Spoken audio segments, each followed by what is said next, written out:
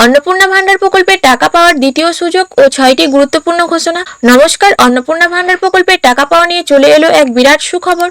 যারা এখনো পর্যন্ত এই প্রকল্পের টাকা পাননি তাদের জন্য দ্বিতীয় সুযোগ দেওয়া হয়েছে। ইতিমধ্যেই ৬টি অত্যন্ত গুরুত্বপূর্ণ ঘোষণা করা হয়েছে, যা আজকের এই ভিডিওতে আপনাদের একদম বিস্তারিত জানিয়ে দেব।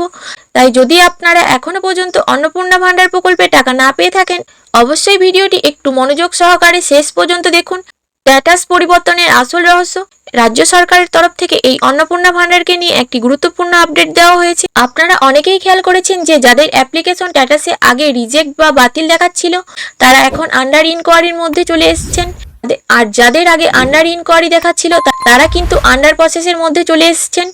এখন প্রশ্ন হলো, এই পরিবর্তনের আসল কারণটা কি? আসলে প্রশাসনিক স্তরে আবেদনপত্র খতিয়ে দেখার একটি নির্দিষ্ট পদ্ধতি রয়েছে। আন্ডার ইনকোয়ারি কথাটির অর্থ হলো আপনার জমা দেওয়া সমস্ত নথিপত্র এবং ব্যক্তিগত তথ্য, যেমন আপনার নাম, বয়স, জাতিগত শংসাপত্র এবং ব্যাংক অ্যাকাউন্ট নম্বর সঠিক রয়েছে কি তা ব্লক বা পৌরসভার স্তরে আধিকারিকরা প্রাথমিক তদন্তের আওতায় রেখেছে। যখন এই তদন্ত প্রক্রিয়া সফলভাবে সম্পূর্ণ হয় এবং তথ্যের মধ্যে কোনো অমিল খুঁজে পাওয়া যায় না, তখনই আবেদনপত্রটি পরবর্তী ধাপ অর্থাৎ আন্ডার প্রসেসে চলে যায়। আন্ডার প্রসেস ও অর্থ দপ্তরের ছাড়পত্র। আপনার অ্যাপ্লিকেশন স্ট্যাটাস যদি আন্ডার প্রসেস দেখায়, তবে বুঝবেন যে আপনার ফর্মটি সরকারি আধিকারিকদের কাছে থেকে সবুজ সংকেত পেয়ে গেছেন। এটি এখন চূড়ান্ত অনুমোদনের জন্য শুধুমাত্র অর্থ দপ্তরের ছাড়পত্রের অপেক্ষায় রয়েছে। আধিকারিকরা যখনই আপনার ফর্মটি আন্ডার প্রসেসে থেকে সাবমিট করে চূড়ান্ত অনুমোদনে দিয়ে দেবেন, তখনই এটি অ্যাপ্রুভ দেখাবে এবং আপনার অ্যাকাউন্টে এই টাকাটি পৌঁছে যাবে। টাকা পাওয়ার সম্ভাবনা কতটা? আবেদনকারীদের মনে এখন সবথেকে বড় প্রশ্ন হলো, কি পোর্টালে স্ট্যাটাস বদলানোর মানে কি? পকেটে 100% টাকা আসবে?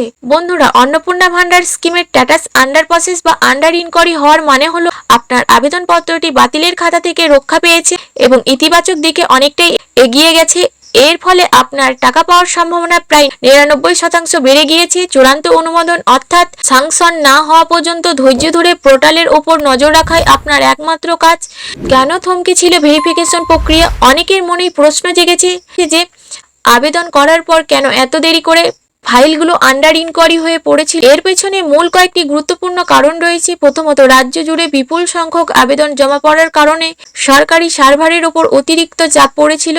দ্বিতীয়ত, বহু উপভোক্তার আধার কার্ডের তথ্যের সঙ্গে ব্যাংক অ্যাকাউন্টের তথ্যের অমিল দেখা গিয়েছিল।